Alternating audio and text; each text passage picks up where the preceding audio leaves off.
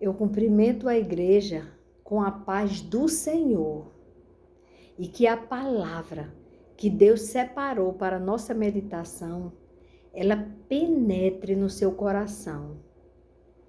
Ela faça uma diferença na sua vida. Ela traga no seu coração uma indagação. Aonde está a sua força? Aonde está a sua força? O que é que incentiva você? O que é que dá um renovo em você? Onde você está se firmando? O que é que te dá coragem? Ousadia. Onde está a sua coragem, a sua ousadia? A coragem de Débora, que nós vamos conhecer um pouquinho dela. No livro de Juízes, ela foi a 4ª juíza. A coragem de Débora estava firmada em Deus, no seu Criador. E nós devemos fazer como Débora. Nós devemos depositar a nossa confiança no nosso Criador, no autor de nossas vidas. Débora. O que significa a palavra Débora? Eu fui procurar saber, significa abelha. Significa aquela que ela acolhe como mãe, a abelha rainha.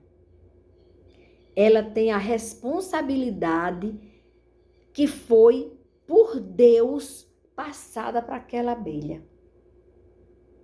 Ela não vai ficar apenas na mesmice. Ela se preocupa com todos que fazem parte daquele mundo, daquele lugar onde ela está, onde Deus a colocou. Então, todos nós temos obrigação, primeiro, de buscarmos a nossa confiança no Criador. E você só confia em quem você conhece. Ou você pode confiar em alguém que você não conhece? Claro que não. Então, para começar, primeiro você tem que conhecer as Escrituras Sagradas. Para que nela você conheça o autor de sua vida, o autor de nossas vidas. E também o seu filho, aquele que morreu por nós na cruz do Calvário. O Cordeiro Santo de Deus. O Filho que ele enviou para a terra, que nos presenteou, trazendo ele para a terra, com uma missão muito importante: morrer por nós, pagando o preço dos nossos pecados. E através do sacrifício dele, você consegue, através do sacrifício de Jesus, você consegue entrar naquele lugar, naquela morada que Deus preparou para nós. E este sacrifício de cruz nos reconciliou com o nosso Criador, com o Pai. Então, Débora já tinha consciência de uma coisa: da realidade de Deus, da existência de Deus. Ela também tinha consciência de sua missão. Ela tinha uma missão. E olhe que naquele tempo de Débora, a mulher não tinha valor nenhum. A mulher não tinha valor nenhum. E Débora, pela fé, por estar com a sua coragem firmada em Deus, ela fez a diferença no tempo dela. Ela conseguiu atrair aquelas pessoas que queriam resolver os seus problemas. E ela sempre tinha ali uma palavra, uma orientação. Uma coisa diferente que se chama unção. Ou seja, ela permitiu que Deus fosse Senhor dela. Ela se deixou levar por ele, porque era mais cômodo ela continuar como as demais mulheres, invisível, porque as demais eram invisíveis. E ela seria mais fácil ser invisível. Mas a ousadia que o Espírito do Senhor deu a Débora fez a diferença. Antes de Débora, eles passaram 80 anos de muita paz, porque o juiz Eude, esse juiz, ele deixou aquele povo de Deus guardado, porque quando Deus, o povo, porque o que aconteceu? Quando Josué morre, os homens se perderam. Começaram a se envolver com aquelas pessoas dos países que eles, aquelas nações que eles conquistavam. O que eles queriam fazer? Se misturaram com eles, coisa que Deus não permitia. Eles se misturaram, eles ofereceram suas filhas para serem esposas daqueles homens pagãos e eles receberam como mulheres as filhas dos pagãos, que trouxeram maus costumes, o paganismo, os falsos deuses. E eles começaram a adorar Baal. E por causa disso, eles começaram a sofrer. Então, quando eles estavam sofrendo, que eles clamavam por Deus, Deus, na sua infinita misericórdia e bondade, por ser um pai bondoso, enviava um juiz. E ele orientava aquele povo. E aí o povo ia e ficava na obediência. E no tempo do que antecedeu Eude foi o segundo juiz. O primeiro juiz foi Otniel. O segundo Eude. E o terceiro Zangar. E o quarto foi uma quarta juíza, Débora. Então, Débora vinha de uma situação, veja bem, o povo estava vivendo muito bem no tempo do Iude. Mas quando Iude faleceu, aí eles começaram a pender para o lado do paganismo, adorando falsos deuses, traindo o amor de Deus, esquecendo daquele que os tirou da terra do Egito, da escravidão do Egito, e deu aquela terra para eles. Não foi para que eles adorassem falsos deuses, mas o mais interessante seria que eles tivessem falado do verdadeiro Deus para aquele povo pagão. Mas como não foi assim, com a morte do juiz, eles se perdiam. Então, no tempo de Débora, eles estavam sofrendo. Por quê? Porque Deus levantou Jabim, o rei de Canaã, que governava Azor, que era uma das terras mais importantes de Canaã. E o povo não era só um sofrimento de opressão, uma leve opressão, não. Era de muita opressão. A palavra de Deus diz aqui no capítulo 4, eu vou ler 2 versículos do 4. Os filhos de Israel tornaram a fazer o que era mal aos olhos do Senhor, depois da morte de Eude. E o Senhor os entregou nas mãos de Jabim, rei de Canaã, que governava Azor. O comandante do seu exército era Císera, que morava em Arosete-Agoim. Então havia um comandante que prestava todas as ordens do Jabim, do rei de Canaã. E aí, os filhos, olha só, os filhos de Israel clamaram ao Senhor, porque Jabim tinha 900 carros de ferro e durante 20 anos, olha o que Débora pegou. O povo vinha sofrendo há 20 anos. Por quê? Porque se apartaram de Deus.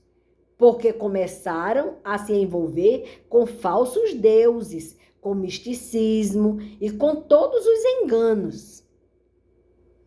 E aí, durante 20 anos, o que Jabim fazia, o rei Jabim? Oprimia duramente os filhos de Israel.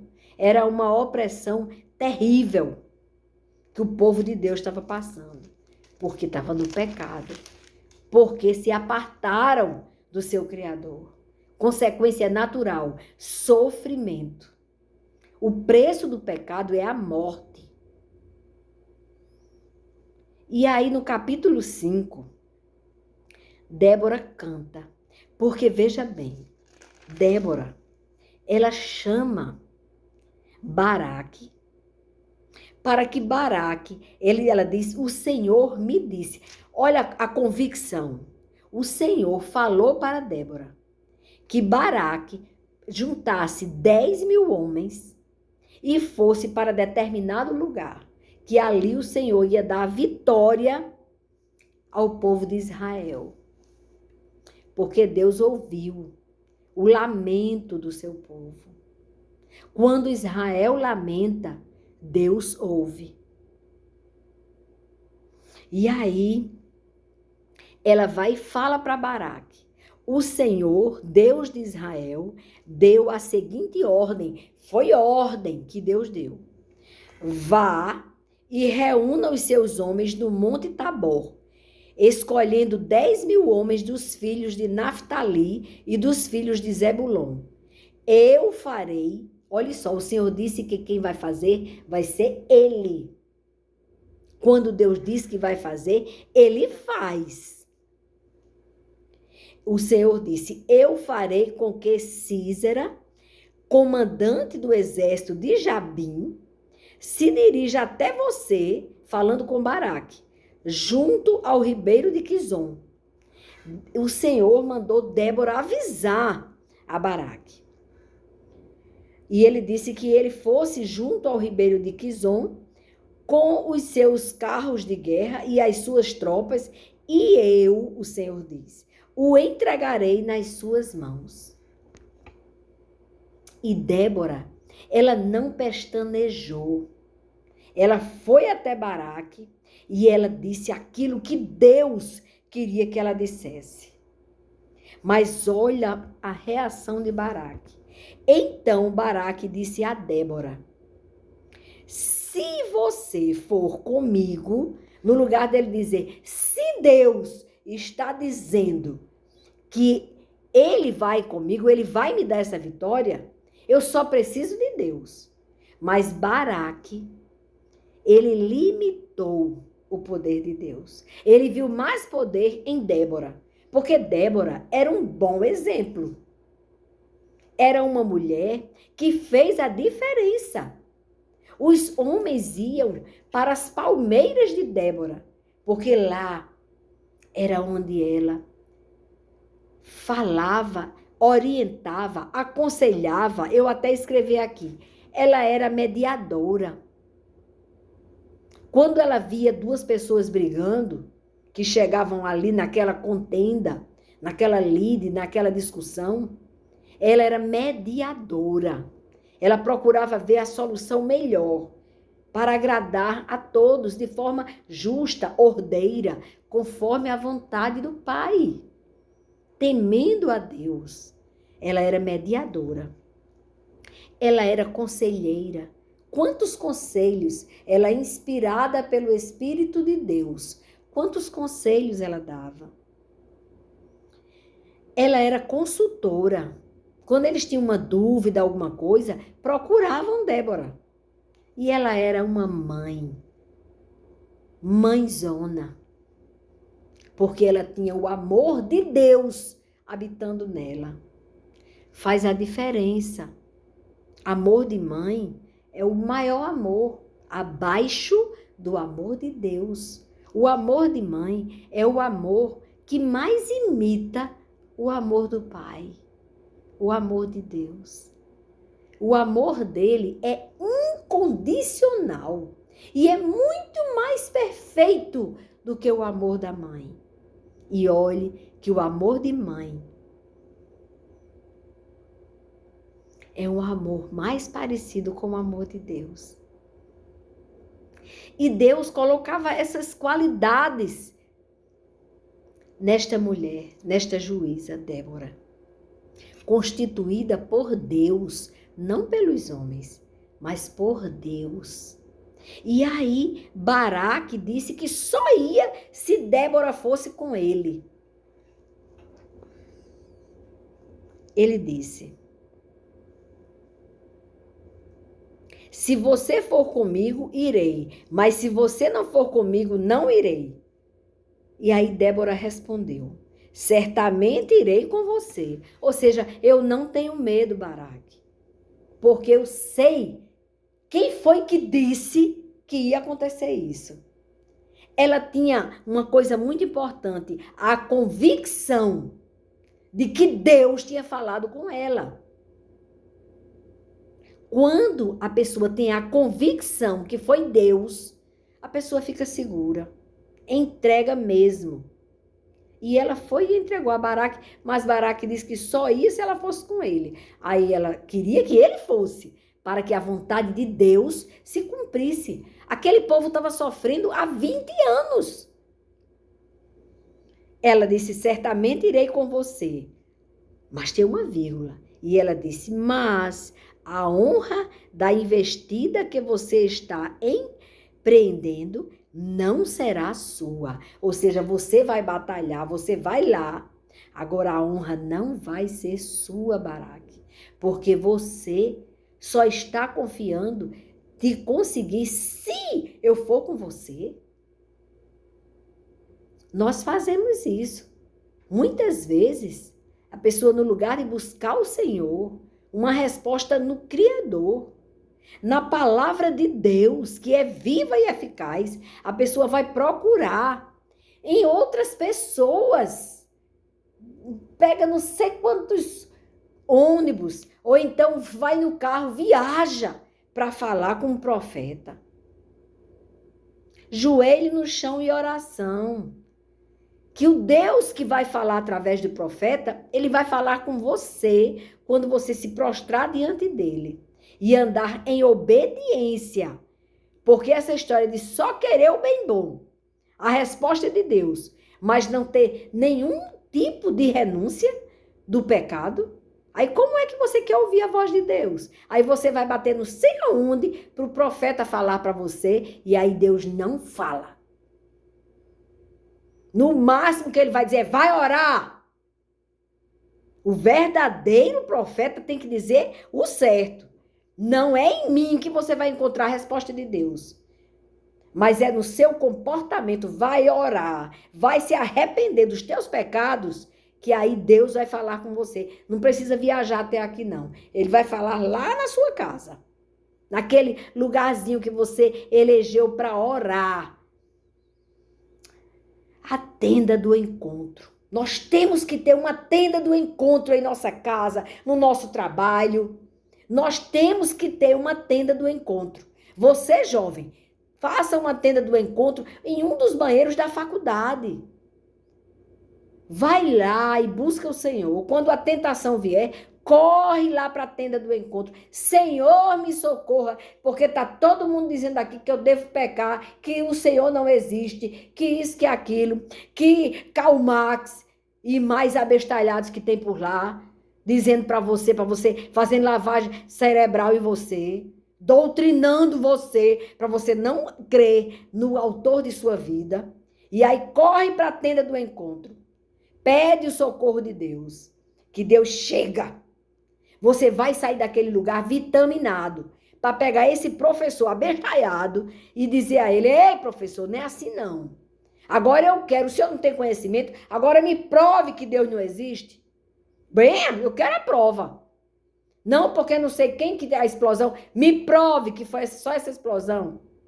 Eu quero provas. Porque o que eu vejo hoje, quanto mais o cientista estuda, mais ele reconhece a existência de Deus. Porque eles sabem que é muito perfeita a criação. Para ter sido feita de um acaso. Não foi. Foi de Deus. Foi a sabedoria divina. Senão você não teria ouvido para ouvir o que eu estou falando agora. Nem olhos para me ver. Nem a mente para entender o que eu estou falando. Deus existe, viu? Deus existe. E não deixe que qualquer um que venha ensinar você em faculdade querer negar a Deus e pronto. Bota esse professor respondendo na altura da palavra. Agora, vai conhecer a palavra de Deus para ter argumentos para você discutir com esse professor. Não é brigar, não. Mas é você doutriná-lo com a verdade viva e eficaz, as escrituras sagradas. Não deixe que um livrinho feito agora, um dia desse, por alguém que, coitado, prefere dizer que Deus não existe, não deixe que ele te leve para o engano, não. E aqui ela disse, certamente irei com você, mas a honra da investida que você está empreendendo não será sua, porque o Senhor entregará a Císera nas mãos de uma mulher. No tempo de Débora, Deus trabalhou de uma forma sobre a vida da mulher, mostrando aquela mulher que acha que ela não tem nenhuma graça diante de Deus. Ele vai e coloca e honra duas mulheres, Débora, isso só nesse livro aqui de Juízes. Débora e a mulher. Olha que coisa linda o que essa mulher fez. A mulher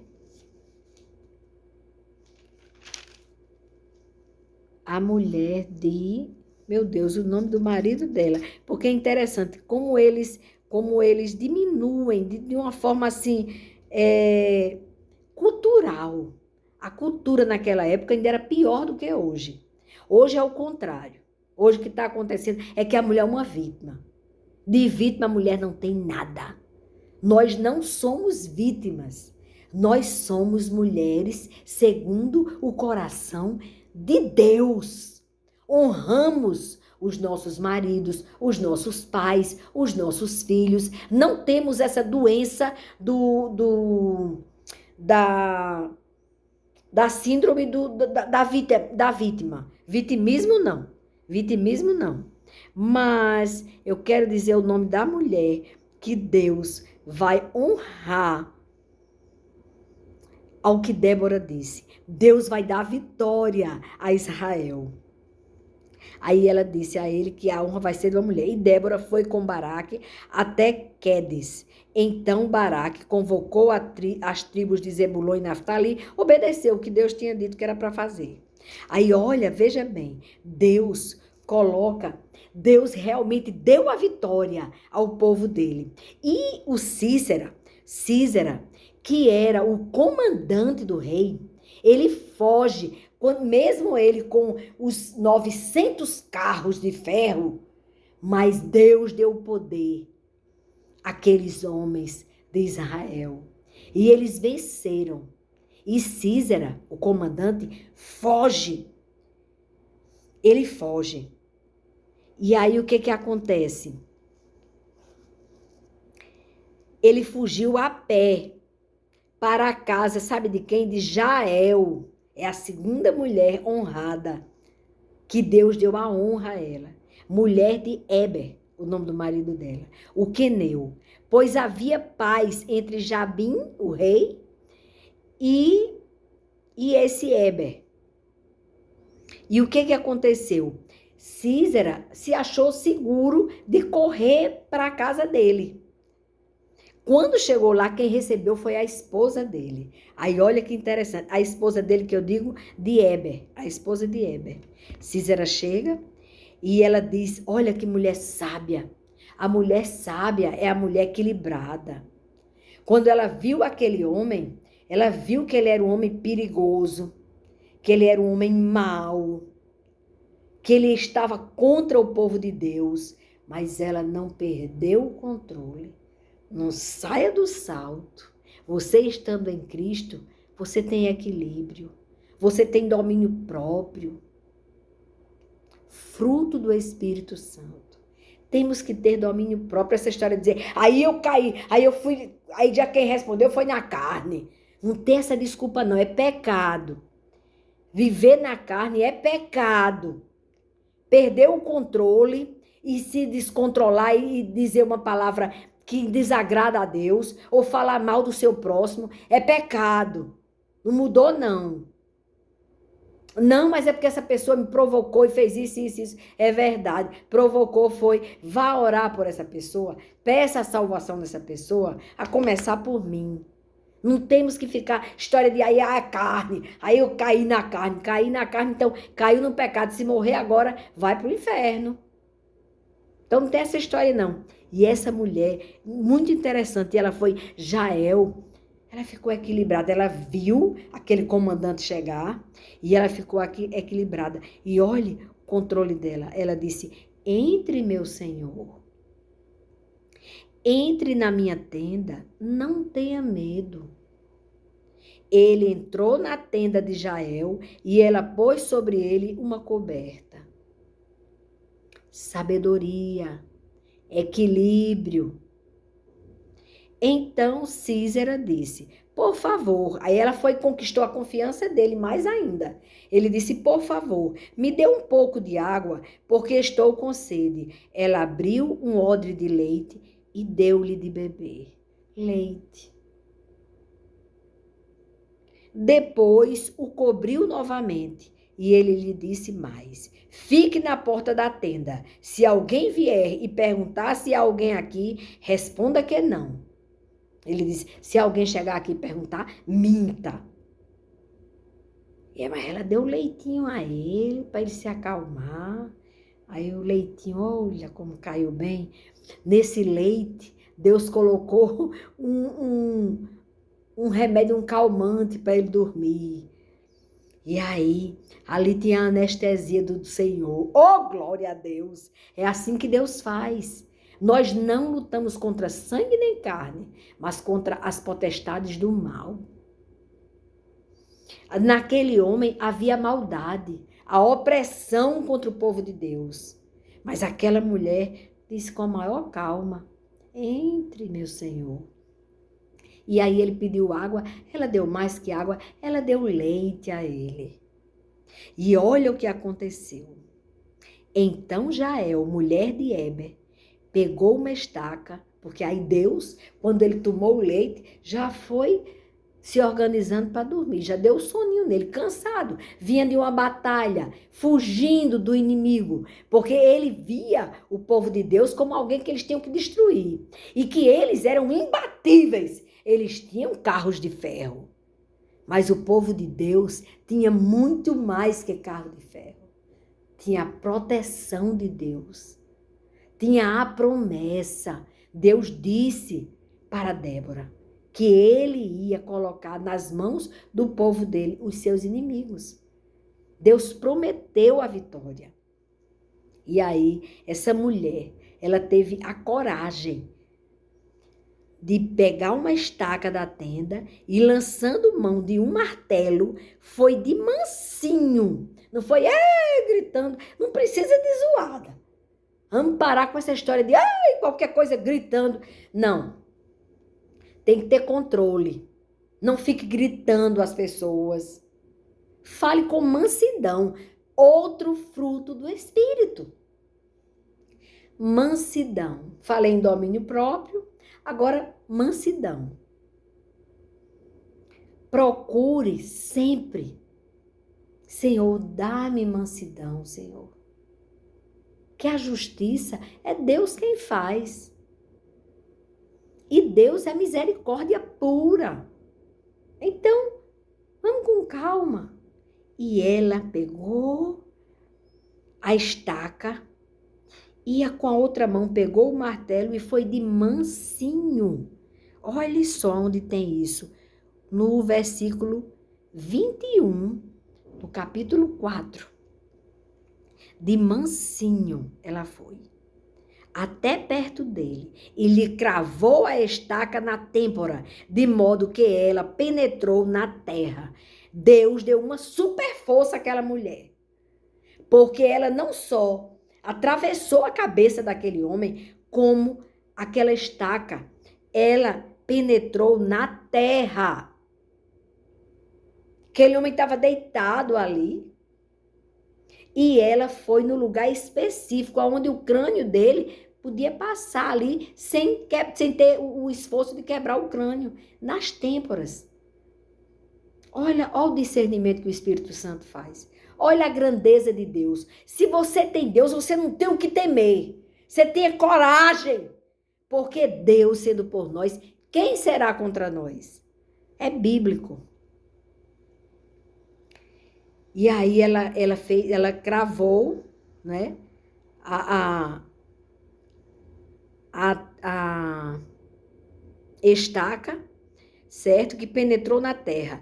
Ele estava exausto e dormia profundamente. O momento certo. E foi assim que morreu o inimigo do povo de Deus, o comandante do exército. E eis que quando Baraque estava perseguindo Sísera, Jael saiu ao encontro dele e lhe disse: venha, e eu lhe mostrarei o homem que você está procurando. Ele a seguiu, e eis que Sísera estava caído, morto, com a estaca fincada na têmpora. Assim, naquele dia, Deus humilhou Jabim, o rei cananeu, rei de Canaã, diante dos filhos de Israel. Oh, glória a Deus! Que coisa grande, meu Deus! Assim Deus deu a vitória. E aí eu quero ver no 5 aqui, falar para você o cântico de Débora. Porque assim, às vezes, Deus nos dá uma grande vitória e o adversário de nossas almas, ele tenta nos sufocar para que a gente não tenha aquela alegria que deveríamos ter diante daquela vitória. Aquela cultuar a Deus, buscar a face dele, glorificar, agradecer. Ele tenta de toda maneira ofuscar a tua vitória. O adversário de nossas almas. Não estou falando nem contra sangue nem carne. Às vezes ele usa pessoas que não estão com ele, não estão com Deus.